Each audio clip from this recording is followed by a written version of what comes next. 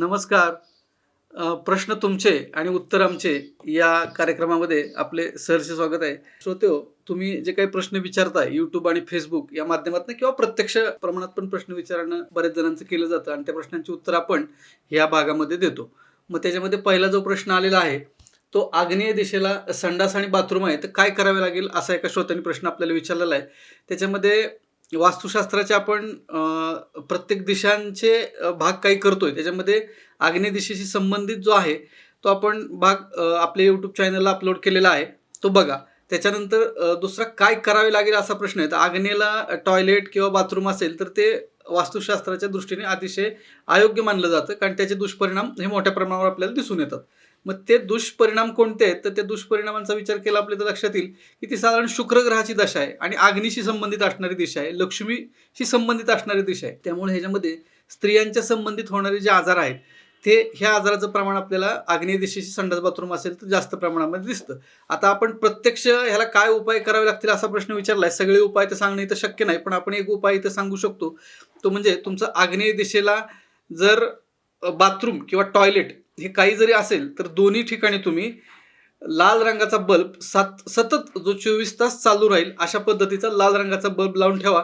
त्याचा परिणाम तुम्हाला एका सकारात्मक ऊर्जेमध्ये किंवा अग्नी तत्वाच्या ऊर्जेमध्ये झालेला दिसेल आणि त्याचा फायदा होईल.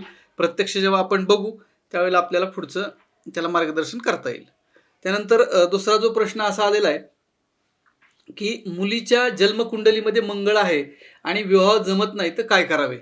खरं तर मंगळाची चर्चा आपण वारंवार करतोय. विवाहासंदर्भातले 4-5 व्हिडिओ अपलोड पण झालेले आहेत. मंगळाचाही स्वतंत्र व्हिडिओ अपलोड झालेला आहे. मंगळ आहे म्हणून प्रत्यक्ष विवाह जमत नाही का, त्याला आणखी काही कारणं आहेत. ते जेव्हा आपण जन्मकुंडली त्या मुलीची समोर बसून बघूया त्यावेळेला आपल्याला आणखीन याच्यामध्ये विश्लेषण करता येईल. पण तूर्त तुम्हाला मंगळासाठी जर उपाय करायचा असेल तर मंगळाचं दान तुम्ही करू शकता. त्याच्यामध्ये मसूर डाळ आहे, लाल वस्त्र आहे, एक नारळ आहे. हे कोणत्याही मंगळवारी तुम्ही गणपतीच्या मंदिरामध्ये सलग जर तुम्ही 5 मंगळवार हे केलं तर त्याचा परिणाम तुम्हाला दिसेल. पण प्रत्यक्ष पत्रिका बघितल्यावर आणखीन विस्तृत उपाय जे काही मंगळासंदर्भातले आहेत किंवा विवाह होत नाही त्या संदर्भातले आहेत ते आपल्याला सांगता येईल. पण मुळात मंगळाचे बरेच प्रकार आहेत. त्याच्यामध्ये तुम्हाला व्हिडिओ बघितल्यानंतर लक्षात पण येईल. तर मंगळ आहे याची खात्री आधी करून घ्यावी लागेल आणि नंतरच हे उपाय करणं उचित ठरेल. त्यानंतर पुढचा जो प्रश्न आलेला आहे तो एका मुलाच्या पत्रिकेमध्ये कुठेतरी त्यांनी पत्रिका दाखवली आणि त्यांना आर्कविवाह करायला सांगितलेला आहे. तर आर्कविवाह करणं योग्य आहे का किंवा आर्कविवाह करावा का असा स्वरूपाचा त्यांचा प्रश्न आहे. आता आर्कविवाह कधी केला जातो तर आर्कविवाहाच्या बाबतीमध्ये एखाद्या मुलाच्या पत्रिकेमध्ये म्हणजे विवाहयोग्य जो कोणी इच्छुक वर असेल त्याच्या पत्रिकेमध्ये जर काही वेळेला न पटणं, न टिकणं, 2 लग्नाचे योग, घटस्फोटाचे योग किंवा द्विभार्या योग अशा पद्धतीचे जेव्हा योग येतील त्यावेळेला त्या मुलाचा आर्कविवाह करायला सांगितला जातो. आणि त्यांना कोणी जाणकार गुरुजींनी सांगितला काय सांगितलं ते त्या पद्धतीने त्यांनी आर्कविवाह करायला हरकत नाही. पण प्रत्यक्ष जर त्यांनी पत्रिका समोर आणून दाखवली आणि पत्रिकेमध्ये काय स्थिती आहे हे जर बघितलं तर आपल्याला खात्रीपूर्वक सांगता येईल की त्यांनी आर्कविवाह करायचा का नाही करायचा. आणि आर्कविवाह केलेला उत्तमच आहे. आर्कविवाह करायला हरकत नाही, पण प्रत्यक्ष बघणं गरजेचं आहे त्यासाठी. त्यानंतर पुढचा जो प्रश्न आला आपल्याला तो बेडरूमसाठी कोणता रंग असावा. बेडरूम कोणत्या दिशेला आहे हे पहिल्यांदा बघणं गरजेचं आहे. बेडरूम जर योग्य दिशेत असेल तर आपल्याला रंगाचा विचार करता येईल. साधारण नैऋत्य दिशेला बेडरूम असावी अशी आपली वास्तुशास्त्राप्रमाणेची कन्सेप्ट आहे. मग नैऋत्येला बेडरूम असेल तर नैऋत्यसाठी साधारणतः गुलाबी रंग बेडरूमसाठी चालू शकतो. त्याचप्रमाणे पिवळा रंग किंवा ऑफ व्हाईट रंग अशा पद्धतीचे पिवळ्या रंगाचे जे शेड आहेत ते कोणतेही शेड इथे चालू शकतात.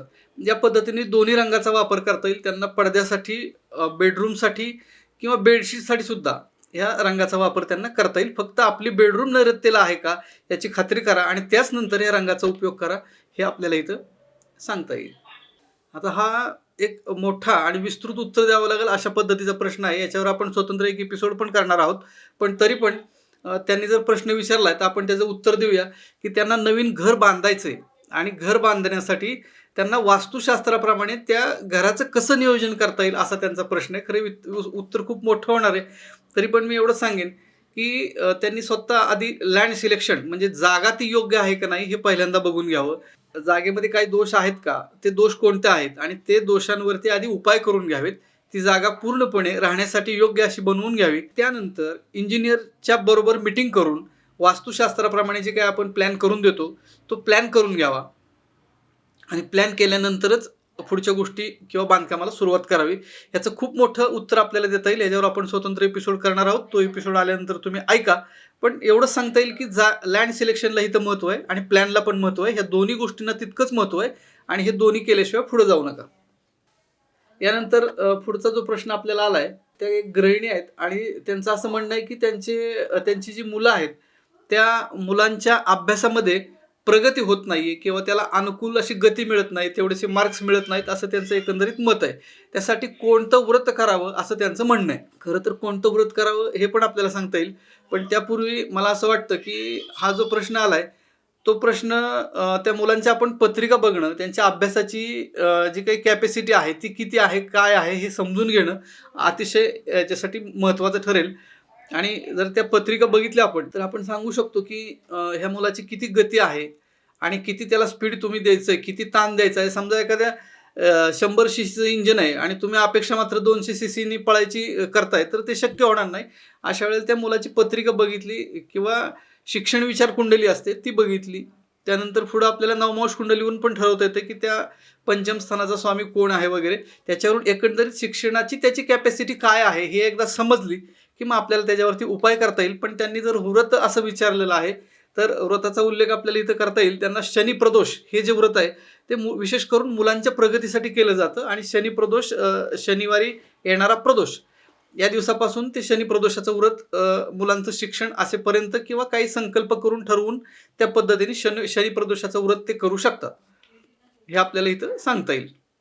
त्यानंतर पुढचा जो प्रश्न आलाय तो म्हणजे आता प्रश्न असा विचारला गेलाय की त्यांच्या घरामध्ये आजोबांचं निधन झालंय आणि आजोबांचं निधन झालंय म्हणून वर्षभर आम्हाला कुठले सणवार करता येतील का असा त्यांचा प्रश्न आहे किंवा वर्षश्राद्ध होईपर्यंत कुठले सणवार करता येतील का. तर आजोबांचं निधन झालं खरं तर शास्त्र आणि श्रद्धा ह्या दोन वेगवेगळ्या गोष्टी आहेत. शास्त्रामध्ये असा कुठेही उल्लेख नाही की घरात कुणाचं निधन झालं असेल तर तुम्ही कुठलेही सणवार करू नका. आपल्याला सणवार करायला परवानगी आहे, फक्त ते फार उत्साहाने किंवा फार जोशाने न करता एक आपली रीतिरिवाज परंपरा म्हणून साध्या पद्धतीने तुम्ही ते साजरे निश्चितपणे करू शकता. आणि असं कुणी म्हणत असेल की आमच्याकडे हे केलं जात नाही तर ती श्रद्धा आहे, तो श्रद्धेचा भाग आहे. जर कुणाकडे तशी पद्धत असेल नाही करायचं तर ती श्रद्धा आहे, श्रद्धेप्रमाणे त्यांनी वागायला हरकत नाही. पण असं कुठलंही शास्त्र नाही की तुम्ही सणवार करू नका. याच्यामध्ये अवश्य तुम्ही सणवार करू शकता साध्या पद्धतीने. आणखीन एक शेवटचा प्रश्न असा आलेला आहे, मला पुष्कराज रत्न अंगठीमध्ये धारण करायचंय आणि मला ते धारण करता येईल का. आता पुष्कराज रत्न प्रत्येकाला धारण करता येतं, पण तरी सुद्धा यातला जो चांगला आणि योग्य मार्ग आहे तो म्हणजे फक्त राशीवरून रत्न सुचवणं फारसं योग्य ठरत नाही. तर त्याला पत्रिकेचा संपूर्ण विचार करावा लागेल. आणि ज्यांना पुष्कराज रत्न धारण करायला सांगितले त्यांच्या वयाची यांनी काही आयडिया दिलेली नाही आहे इथं. त्याप्रमाणे ते काय करतात, उद्योग, व्यवसाय, नोकरी, शिक्षण हे समजणं पण गरजेचं आहे. ह्या गोष्टी समजल्यानंतर आणि संपूर्ण पत्रिकेचा विचार केल्यानंतर आपल्याला त्यांना पुष्कराज रत्न नक्की धारण करायचं आहे का आणखीन दुसरं कोणतं वेगळं धारण करायचं आहे हे सांगता येईल. त्यांनी कुठेतरी ढोबळ मनानं हा विचार केलेला दिसतोय या प्रश्नामध्ये, एवढं आपल्या लक्षात येईल. पण जेव्हा पत्रिकेचा संपूर्ण विचार करू आणि त्यांची आत्ताची काय प्रायोरिटी आहे की त्यांना काही व्यवसायात गती नाही आहे का किंवा त्यांचा काही वेगळा नोकरीचा प्रश्न आहे का की हे विद्यार्थी आहेत हे काहीच माहीत नाही आपल्याला, त्यामुळे त्यांनी थेट प्रश्न विचारला आहे. पण जेव्हा आपण त्यांची पत्रिका आणि त्यांचा प्रश्न जेव्हा बघू त्यावेळेला आपल्याला पुष्कराजच्या बाबतीत योग्य मार्गदर्शन करता येईल. श्रोतेहो, आत्ताच आपण प्रश्न तुमचे आणि उत्तर आमचे हा भाग ऐकला. असे प्रत्येकाच्या मनामध्ये सतत वेगवेगळे प्रश्न येत असतात आणि ते प्रश्न तुम्ही जर आम्हाला कमेंटच्या माध्यमातून विचारले तर त्या प्रश्नाची उत्तरं आम्ही देऊ शकतो. आमच्या यूट्यूब चॅनलच्या खाली तुम्ही प्रश्न कमेंटच्या माध्यमातून विचारू शकता, फेसबुकच्या माध्यमातून विचारू शकता. जे सोशल माध्यम आहेत ह्या सगळ्या माध्यमांच्या मधून तुम्ही हे प्रश्न आम्हाला विचारू शकता किंवा प्रत्यक्षही विचारू शकता. तर ह्या प्रश्नांची उत्तर आम्ही जसे प्रश्न येतील त्या पद्धतीने देण्याचा प्रयत्न करू. धन्यवाद.